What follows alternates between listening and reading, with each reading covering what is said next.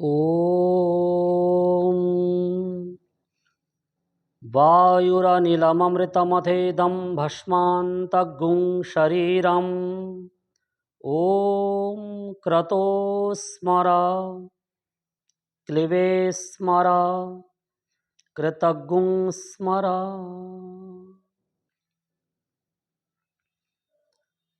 उपस्थित भद्र पुरुषों, आज का मेरा विषय है गरुड़ पुराण के अनुसार मृत्यु के पश्चात आत्मा कहाँ जाती है। सज्जनों, मैं आज इसी विषय पर शास्त्रोक्त प्रमाण देकर अपने विचार व्यक्त करूंगा। आशा करता हूं कि आप मेरे इस गंभीर विषय को ध्यानपूर्वक सुनेंगे और इसका लाभ प्राप्त करेंगे।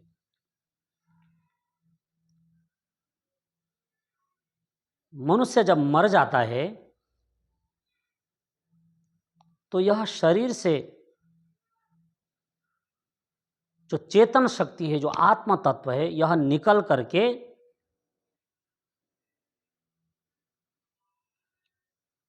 कहाँ जाता है। यह एक गंभीर विषय है और हर मनुष्य, चाहे वह पढ़ा लिखा हो, चाहे वह अनपढ़ हो, हर मनुष्य चाहता है कि इसकी मुझे जानकारी प्राप्त हो और जिज्ञासु बनकर के ऋषियों के पास, विद्वानों के पास जाकर के बहुत सारे लोग पूछते हैं, गुरुदेव, मृत्यु के बाद आत्मा कहाँ जाती है। सज्जनों, इस विषय में बहुत लंबी चर्चा की जा सकती है और यह चर्चा कभी खत्म नहीं होगी, क्योंकि ऋषियों ने कह दिया नेति नेति। इसके आगे ज्यादा व्याख्या हो नहीं सकती। अब इस विषय पर संक्षिप्त रूप में प्रकाश डालते हैं। सबसे पहले जब व्यक्ति मर जाता है, व्यक्ति की मृत्यु हो जाती है, अभी मैं सिर्फ मनुष्य योनि की बात कर रहा हूं, अन्य योनियों की नहीं, क्योंकि शास्त्रों ने कहा है नहीं मानुषात श्रेष्ठतरम ही किंचित। इस मनुष्य योनि से बढ़कर श्रेष्ठ योनि दूसरी नहीं है। अपने शुभ कर्म के कारण मनुष्य को बेल मिली हुई है, कुछ समय की बेल। आप कह लें कि 100 वर्ष की बेल है तो बहुत है। और मनुष्य योनि छोड़कर बाकी जितने भी योनियां हैं वे सब भोग योनियां हैं और सशरीर जेल में पड़े हुए हैं, शरीर में रहते हुए भी पराधीन हैं। तो सबसे पहले तो उस परमपिता परमात्मा का हम धन्यवाद करते हैं कि उसने हमें यह मनुष्य शरीर दिया, यह नर्तन चोला दिया, जिस चोले में रह करके यह जीवात्मा ईश्वर के अस्तित्व पर चिंतन कर सकता है।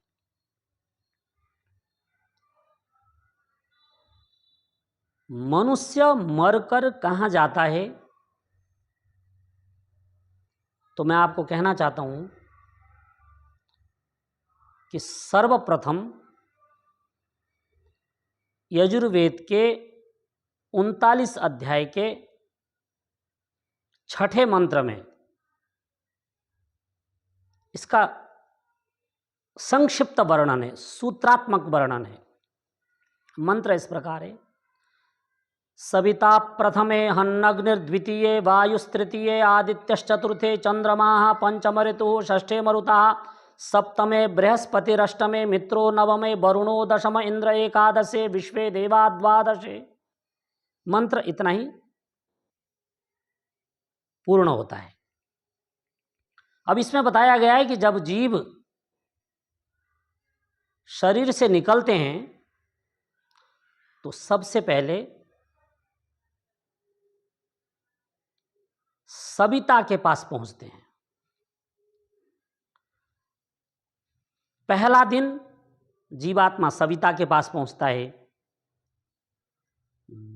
दूसरे दिन जीवात्मा अग्नि के पास पहुंचता है, तीसरे दिन जीवात्मा वायु के पास पहुंचता है, चौथे दिन जीवात्मा आदित्य के पास पहुंचता है और पांचवें दिन जीवात्मा चंद्रमा के पास पहुंचता है, छठे दिन जीवात्मा ऋतुओं के पास पहुंचता है, सातवें दिन जीवात्मा मरुत के पास पहुंचता है और आठवें दिन जीवात्मा बृहस्पति के पास पहुंचता है और नौवें दिन जीवात्मा मित्र के पास पहुंचता है और 10वें दिन जीवात्मा वरुण के पास पहुंचता है और 11वें दिन जीवात्मा इंद्र अर्थात विद्युत के पास पहुंचता है और 12वें दिन विश्वे देवाः विश्वदेव के पास 12वें दिन जीवात्मा पहुंचता है और फिर वहीं पर उसके कर्मों के अनुसार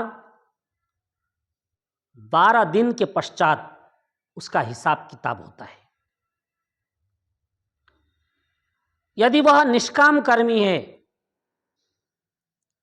तो वह मोक्ष जाएगा, यदि सकाम कर्मी है तो स्वर्ग जाएगा,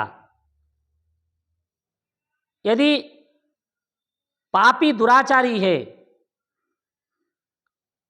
तो इस मर्त्य लोक में जो 84 लाख योनियां हैं उनमें क्रमशः शरीर बदलता रहेगा। यदि उसके पाप पुण्य सम हैं, बराबर हैं, पाप पुण्य समम कृत्वा नर योनि सुजायते, पाप पुण्य सम है तो उसको मनुष्य की योनि फिर प्राप्त होगी। और यदि आत्महत्या किया है, फांसी लगा के मरा हो, नहर में कूद के मरा हो, ट्रेन के नीचे आकर कट कर मरा हो, इत्यादि इत्यादि, स्वयं जानबूझकर आत्महत्या किया है तो घोर अंधकार में जाएगा। अर्थात इसी मर्त्यलोक में वृक्ष बन करके, घोर तमोगुणी बन करके कष्ट भोगेगा। जितने भी स्थावर योनियां हैं इनमें भटकता रहेगा। और यदि अकस्मात दुर्घटना में किसी की मृत्यु हुई है, एक्सीडेंट में मौत हुई है या किसी ने गोली मार दी है, यानी स्वयं मरा नहीं, किसी ने मार दिया उसे अकस्मात, तो इस प्रकार के जो लोग हैं वे भी मनुष्य योनि में वापिस आते हैं। तो ये पूरा का पूरा एक वैज्ञानिक और एक शास्त्रोक्त क्रम है। अब हम बात करेंगे कि सबसे पहले जो मोक्ष लोग जाते हैं, मोक्ष जाने के कौन अधिकारी हैं। तो प्रश्नोपनिषद का एक मंत्र प्रस्तुत करना चाहता हूं। मंत्र इस प्रकार है, तेषामसौ विरजो ब्रह्मलोको न एषु जिह्मं अनृतम न मायाचेति। इसका अर्थ है कि ब्रह्मलोक, मोक्षलोक उन लोगों को प्राप्त होता है जो अत्यंत विरक्त हैं और इतना ज्यादा वैराग्य है उनके भीतर कि उन्होंने अभ्यास वैराग्याभ्याम तन्निरोधा, अभ्यास और वैराग्य के द्वारा अपने समस्त इंद्रियों का नियंत्रण करके और तप के द्वारा ईश्वर की साधना करते हुए ईश्वर की प्राप्ति की है। ब्रह्मलोक सिर्फ उन्हीं लोगों के लिए है।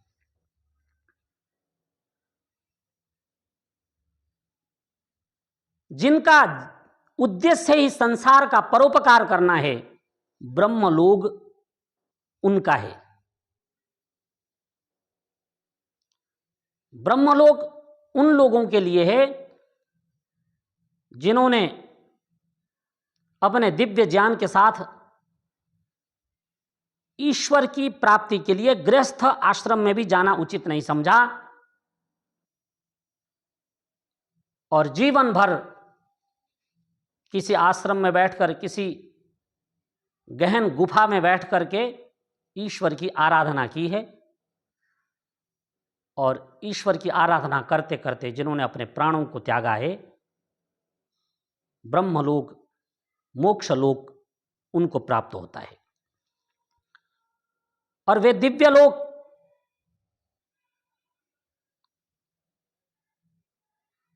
देवयान मार्ग से जाते हैं।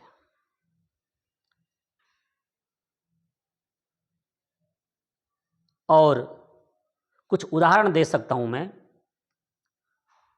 जैसे उदाहरण तो असंख्य नाम है, पर कुछ नाम आपको बताऊंगा। जगत गुरु शंकराचार्य, जो मोक्ष के पूर्ण अधिकारी थे, जिन्होंने छोटी सी अवस्था से ही अपना घर परिवार छोड़ करके संन्यास धर्म ग्रहण किया और संन्यास आश्रम में रहते हुए सारा जीवन वेदों का प्रचार किया और ईश्वर की साधना की। इसी श्रृंखला में गुरुदेव महर्षि महेश योगी का नाम भी मैं लेना चाहूँगा, जिन्होंने चारों वेदों के प्रचार प्रसार के लिए अपना जीवन समर्पित किया और ध्यान के माध्यम से ईश्वर की प्राप्ति की और वह लोगों को बताया। इसी श्रृंखला में महर्षि स्वामी दयानंद सरस्वती, जिन्होंने अपने जीवन को राष्ट्र के लिए समर्पित किया, जिन्होंने वेद भाष्य किए, वेदों का प्रचार प्रसार किया और इस संसार का उपकार करना ही जिनका मुख्य उद्देश्य था, इस वाक्य को जिन्होंने स्वयं अपने भीतर उतारा, ऐसे गुरुदेव महर्षि स्वामी दयानंद सरस्वती इत्यादि महापुरुष जब मरते हैं तो उनकी जो दिव्य आत्मा है वह मोक्ष लोक को जाती है। यशः शरीरम ननस्यति कीर्तिर्यस्य सजीवति, उनका शरीर तो नष्ट हो गया परंतु आत्मा मोक्ष लोक में चली गई और उनके किए हुए कार्यों की हम आजीवन प्रशंसा करते हैं। ऐसे निष्काम कर्मी जिनके मन में कामनाएं नहीं होती, ऐसे निष्काम कर्मी जब मरते हैं तो वे लोग मोक्ष में जाते हैं।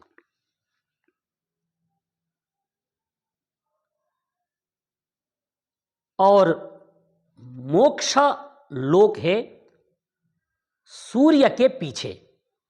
प्रमाण देता हूं, एक वेद का मंत्र है, पूरा मंत्र नहीं, थोड़ा सा बताऊंगा। नाकस्य पृष्ठे अर्थात सूर्य के पीछे मोक्ष लोक है। अब जो सकाम कर्मी हैं, सकाम कर्मी में जितने भी गृहस्थी हैं, गृहस्थ धर्म का पालन करते हुए कहीं कुएं खुदवा दिए, स्कूल बनवा दिया, दान पुण्य किया, गंगा में स्नान किया, गौ सेवा की, इत्यादि इत्यादि असंख्य पुण्य कर्म करते हुए गृहस्थ धर्म का पालन किया, बच्चे पैदा किए। जब ऐसे गृहस्थी मरते हैं, बेशक उन्होंने साधना के लिए अल्प समय दिया हो, पर जब वे मरते हैं तो ऐसे गृहस्थी लोग स्वर्ग लोक में जाते हैं। और जिन्होंने राष्ट्र के लिए सेवा की, उदाहरण के लिए जैसे सुभाष चंद्र बोस, भगत सिंह, राम प्रसाद बिस्मिल, वीर सावरकर इत्यादि इत्यादि, प्रभु भक्ति में तो बहुत समय नहीं दिया, उनमें बहुत नास्तिक भी हो सकते हैं, ईश्वर को नहीं माना, कोई बात नहीं, लेकिन अपने देश के लिए, देश को आजाद करने के लिए अपने प्राणों की बाजी लगा दी, इस राष्ट्र के लिए, आर्यावर्त के लिए शहीद हो गए। ऐसे लोग जब मरते हैं तो गृहस्थी के समकक्ष स्वर्ग लोक में जाते हैं। और स्वर्ग लोक है चंद्रमा के पृष्ठ भाग में, पीछे। ध्यान दीजिएगा, मोक्ष लोक सूर्य के पृष्ठभाग में और स्वर्गलोक चंद्रमा के पृष्ठभाग में।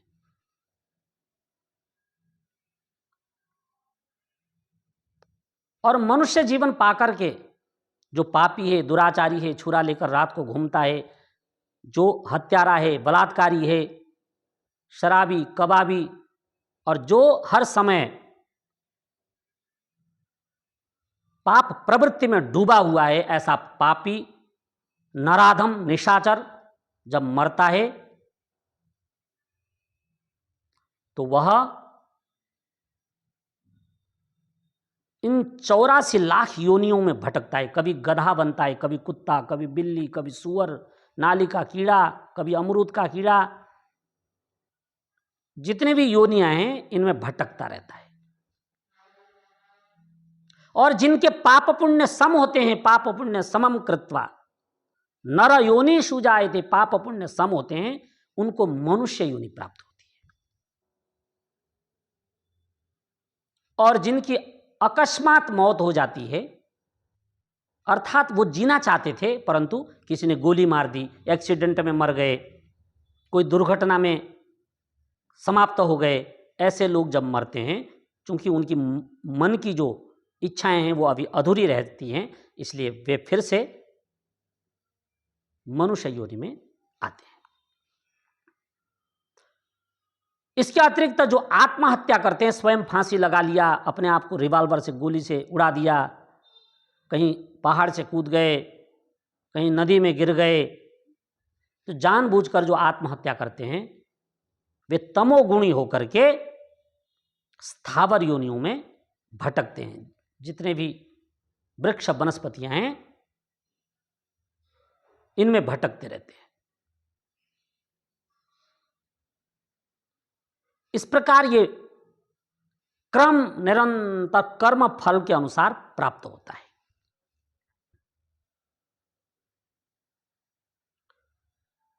जो मोक्ष लोग गए हैं उनको भी आना है, स्वर्ग लोग गए हैं उनको भी आना है, तो उनका बहुत लंबा समय है। इस प्रकार यह जीव जब शरीर से निकलता है तो अपने कर्म फल के अनुसार कुछ विविध योनियों में जाते हैं, कुछ मोक्ष जाते हैं, कुछ स्वर्ग जाते हैं, कुछ तमोगुणी होकर स्थावर योनियों में भटकते हैं, कुछ वापिस मनुष्य योनि में वापिस आते हैं। तो सज्जनों, आज मैंने यह एक अत्यंत गंभीर विषय आपके बीच में रखा है। आशा करता हूं कि आप इससे लाभ प्राप्त करेंगे। तो आज के लिए इतना ही। आपने मेरी बातों को बहुत ही ध्यानपूर्वक सुना। आप सभी का बहुत बहुत धन्यवाद।